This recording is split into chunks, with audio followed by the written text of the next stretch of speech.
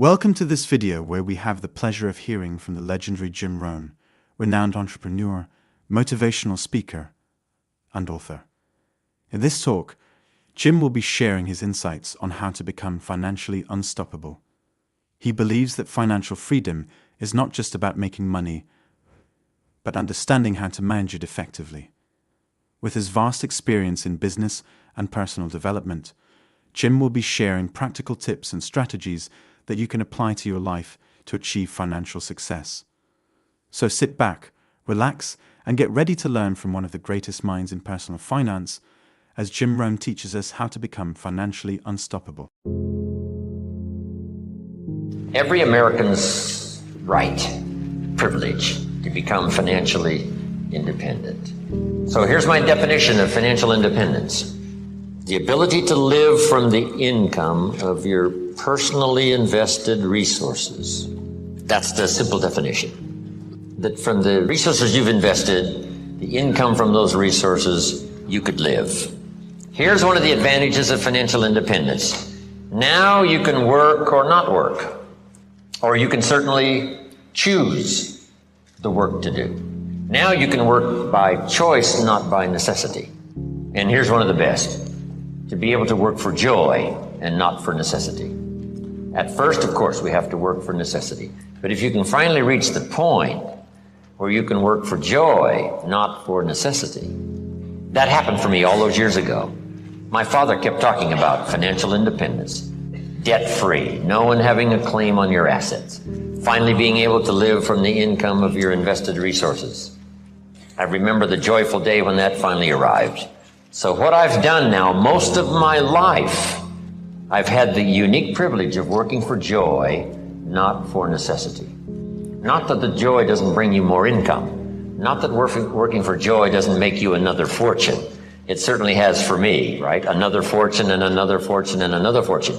But not because I had to, but because I wanted to. I work now for joy and not for necessity.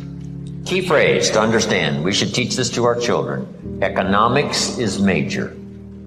Everyone has to major in economics. Number one, for personal survival, to produce enough to take care of yourself. The first, economics.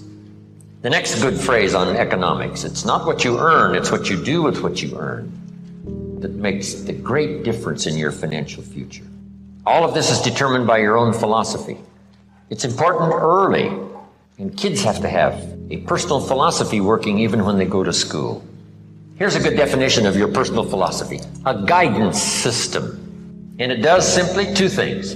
Helps you to see the opportunities, take advantage of those. Helps you to see the dangers, minimize those. And as we learn and grow, we learn hopefully early to spot the dangers so they don't overcome us. Hopefully we learn early to see the opportunities and take advantage of those. Maximize them if we can. That guidance system is like a sail on a sailboat. The winds are always blowing, favorable winds, unfavorable winds, stormy winds, economic winds, political winds. The wind is always blowing. But to arrive at a predetermined destination, it is not just the blowing of the wind that we have to deal with. Here's the major part, the set of the sail. The set of the sail is what you learn. Talking to each other, gathering more information, filling up one journal, then another one. Information. Guidance on how to trim the sail, set the sail. The Sunday morning sermon, the lyrics of a song, the dialogue of the movie. Words put into good structure so that they deliver enlightenment, information, knowledge. And we use that to set sail. And it isn't that you set sail once and then that's it and it's over. It is a continual setting of sail every day, every month, every year. Setting sail economically, trimming the sail. For your good health, you just have to set sail toward the destination you wish to reach, having good health. Then it's easy to neglect. Then it's easy to slide. Here's one of the better phrases. Everything by longevity tends to get off course. When the early astronauts made those trips to the moon, on the way to the moon, here's what they had to engage in, mid-course corrections. They look at all the gauges, and some solar winds that they didn't expect has pushed them off course as they look at the gauges. Now they must fire the little rockets to get the spaceship back on course. And it's especially critical if you're headed for the moon. If you're in an airplane and you miss Los Angeles and, make San Francisco, you're okay. But you can't miss the moon. And here's why. If you miss the moon, you can't get back. So just put this little note now. It's a pretty serious note. Some destinations are critical. Speaking of going to the moon, I met Neil Armstrong one time, a little talk he gave. Here's what he said in his little talk. Going to the moon was just a matter of solving a couple of problems. Problem number one, how to get there. And then you just figure that out, how to get there. Problem number two, what? How to get back. That's problem number two, and you just solve that. Now, he said, it's also critical not to leave until you've solved both problems. I thought that was classic. Wow, speeches and information give us so much to chew on.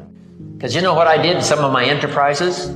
I figured out how to get in. I didn't figure out how to get out. And some cost me more than I wanted to pay. Just because I, too quickly figured how to get in, did not figure how to get out. Whether it's a lecture like we've engaged in here, hours and hours and hours, or whether it's a simple sermon. Schuler Jr. was giving a classic sermon one morning, and I was privileged to hear it. Here was the notes on his sermon. It's very brief, so I'll give it to you. So jot this down. These are great notes. Here was his sermon. Number one, if you think it's impossible, it isn't. Here was point number two. If you think you know everything, you don't. Point number three.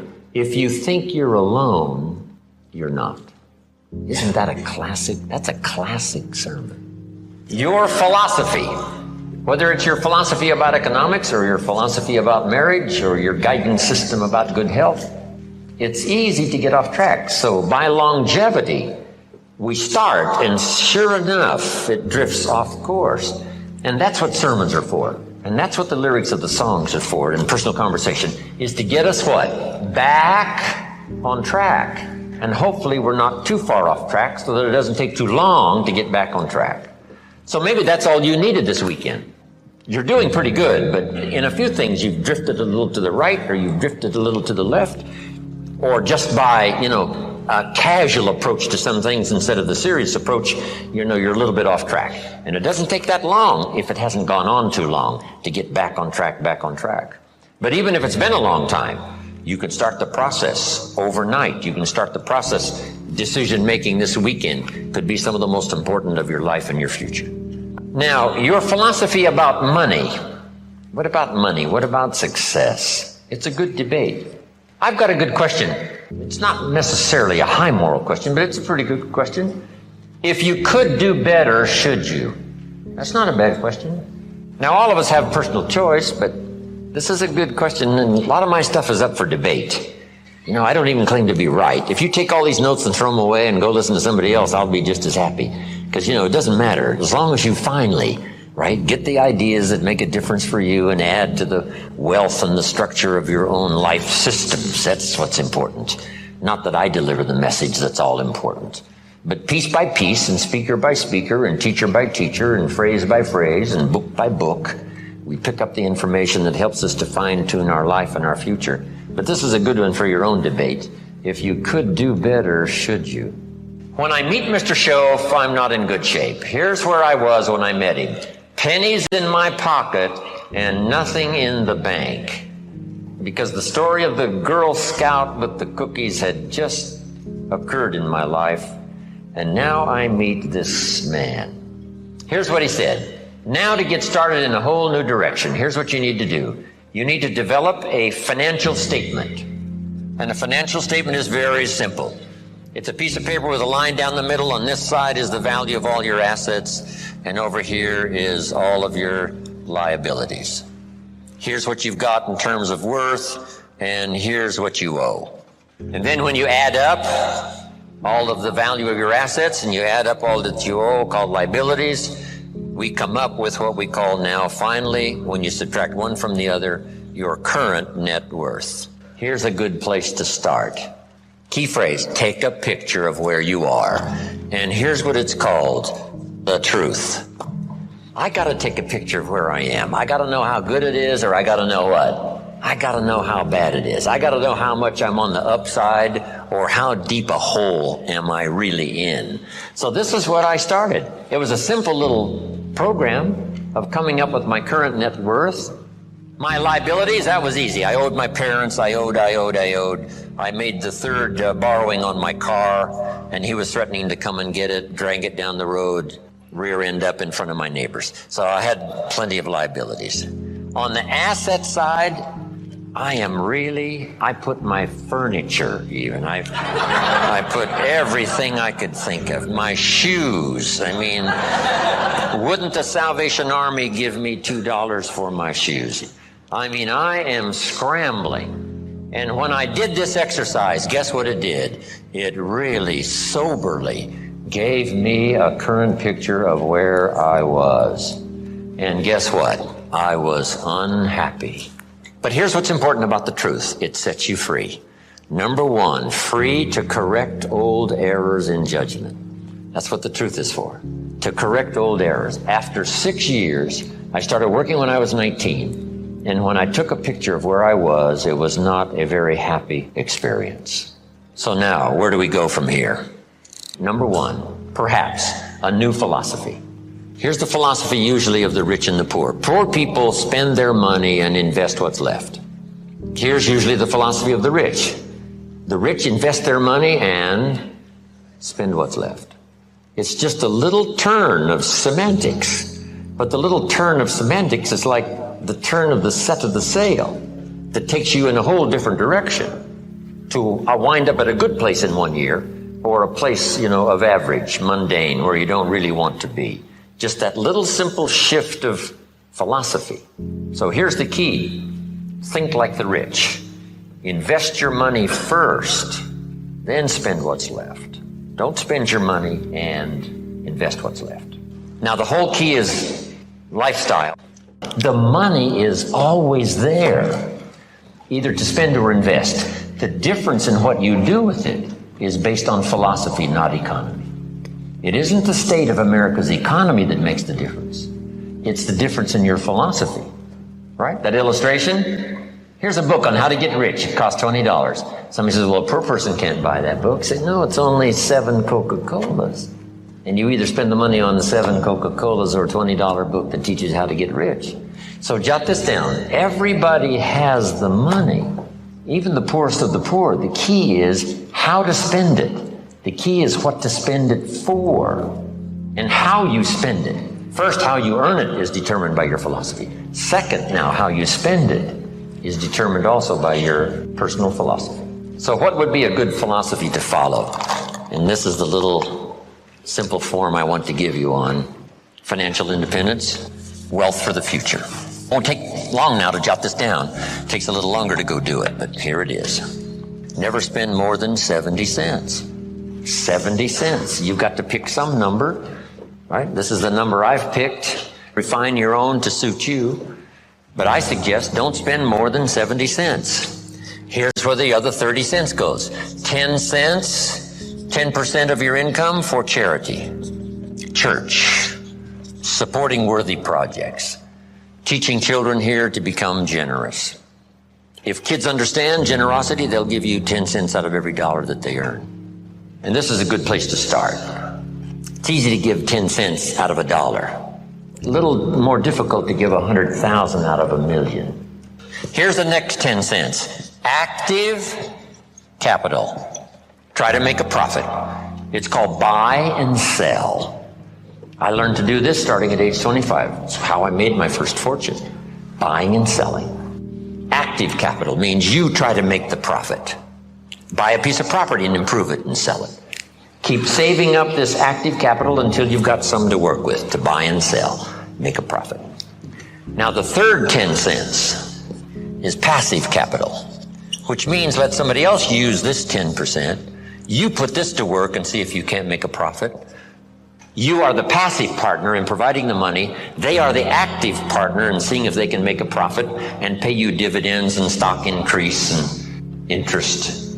And that little formula is a good place to start. Now, you might not really be able to start there. I call this the ideal. Maybe by the time you've heard this, you're in such bad financial shape that you have to go here, 97, 1, 1, and 1. That right now you're in a trap. You're caught. And it's going to take you a while to get out. So right now you got to spend 97% of your income, right, for your living and lifestyle because, you know, you're caught. You're obligated. You know, there's no way out. And then the rest of these now are just 1, 1, and 1. The key is to start with something. Now, Mr. Schoaf gave me a comment. It has served me all these years. Here's the comment. It's not the amount that counts. It's the plan that counts. When I first met him, I said, if I had more money, I'd have a better plan. He said, no, if you had a better plan, you'd have more money. So if you have to, you start with 97, 1, 1, and 1. Then what do? Now comes the project right away of trying to get this 97 figure to go down and these other 3 numbers to start going up. This now becomes an exciting game to play. This is one of the great motivating factors in the world, is to start something and make progress. See, Jim Rohn told us the ideal was 70, 10, 10, and 10. But I can't start there. I've got to start with 97, 1, 1, and 1. And here's what you've got to understand. This is okay. I mean, if this is where you have to start, that's where you have to start.